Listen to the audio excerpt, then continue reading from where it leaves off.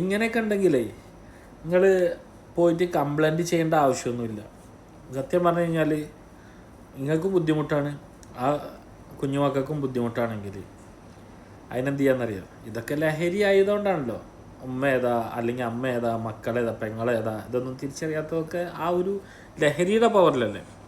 അപ്പോൾ അതിന് ചെയ്യേണ്ടത് എന്താണെന്നറിയാം. ഒരു 15 രൂപ ചിലവാക്കുക, എലിവിഷം മേടിക്കുക, വല്ല ജിലേബിയിലും കുത്തി വെച്ചിട്ട് ആണ്ട് തീറ്റിക്കുക.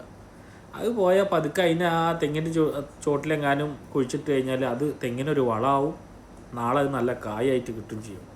അല്ല ഇതിനെ കൊണ്ടൊക്കെ ഗുണം എന്ന് പറഞ്ഞു കഴിഞ്ഞാൽ നാട്ടുകാരും പട്ടിണ തച്ചു കൊല്ലണമാതിരി കൊല്ലും വേണം, അത് ടെൻഷൻ അടിച്ച് ചാവും വേണം നമ്മൾ. ഇത് നമ്മൾ തന്നെ കൊന്നു എന്ന് പറഞ്ഞാൽ നമുക്ക് അതിൻ്റെ ഒരു ടെൻഷനും ഉണ്ടാവില്ല. അതാ ചെയ്യേണ്ടത്.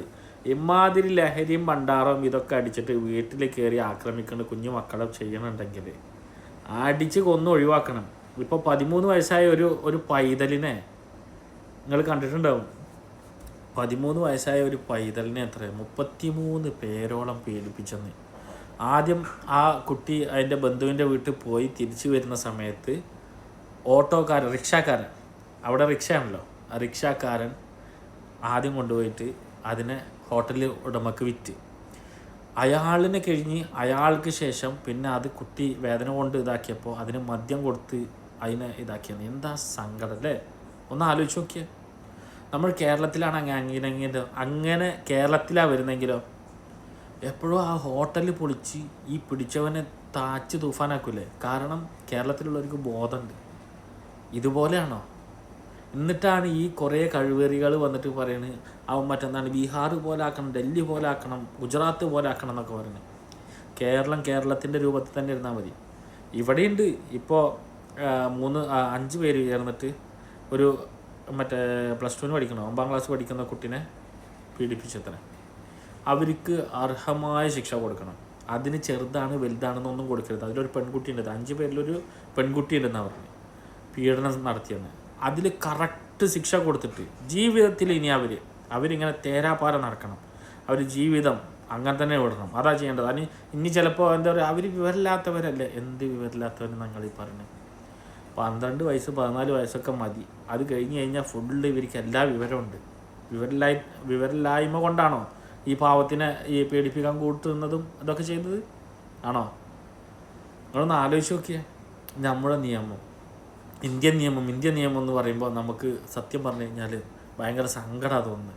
ഇങ്ങനത്തെയൊക്കെ സംഭവങ്ങൾ വരുന്നുണ്ടെങ്കിൽ അതിനൊക്കെ ചെത്തേണ്ട ചെത്ത് തന്നെ വേണം, ചെത്തി കളയുന്നേ വേണം. അതാ ചെയ്യേണ്ടത്. എന്താ ഉണ്ടായത്? ഇപ്പോൾ കുറേ എണ്ണത്തിൽ ഇതായി. ഇപ്പോൾ ഇവർ തന്നെ പറയുന്നത് കണ്ടോ, പെൺമക്കൾക്ക് ഡ്രസ്സ് നേരെ ചൊവ്വ എന്താക്കാൻ പറ്റണില്ല എന്ന്. ഓപ്പറേഷൻ തൂഫാൻ ഏതുവരെ എത്തി സാറേ? എന്തായി?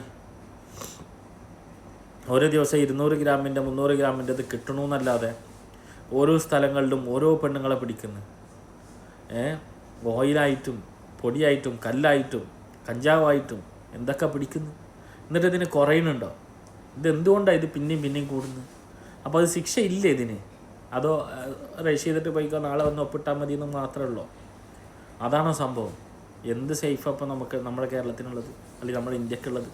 ഇന്ത്യ പറഞ്ഞാൽ കേരളം മാത്രം നമ്മൾ നോക്കിയാൽ മതി. മറ്റേത് പറഞ്ഞാൽ കത്തിക്കളി കഴിഞ്ഞ്. കാരണം അവിടെ ഭരിക്കുന്നവരുടെ തമ്മിലുള്ളൊരു വ്യത്യാസമുണ്ട്.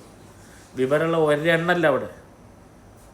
നമ്മൾ കഴിക്കേണ്ട ഭക്ഷണം, മനുഷ്യൻ കഴിക്കേണ്ട ഭക്ഷണം മൃഗങ്ങൾക്കും, മൃഗം അപ്പിടുന്നത് മനുഷ്യരും കഴിക്കുന്ന ജന്മങ്ങളാവട്ടുള്ളത്. അപ്പോൾ അതങ്ങനെ വരുള്ളൂ. എന്തൊരു ജന്മങ്ങളല്ലേ വൃത്തികെട്ട ജന്തുക്കൾ. നിങ്ങളൊക്കെ ശരിക്ക് ഒരു 15 രൂപ ചിലവാക്കുക, എലിവിഷം മേടിക്കുക, ജിലേബിയിൽ പൂശുക, കൊടുക്കുക, പോട്ടെ. ഒക്കെ ഒന്നും വേണ്ടേ? അതാ ചെയ്യേണ്ടത്.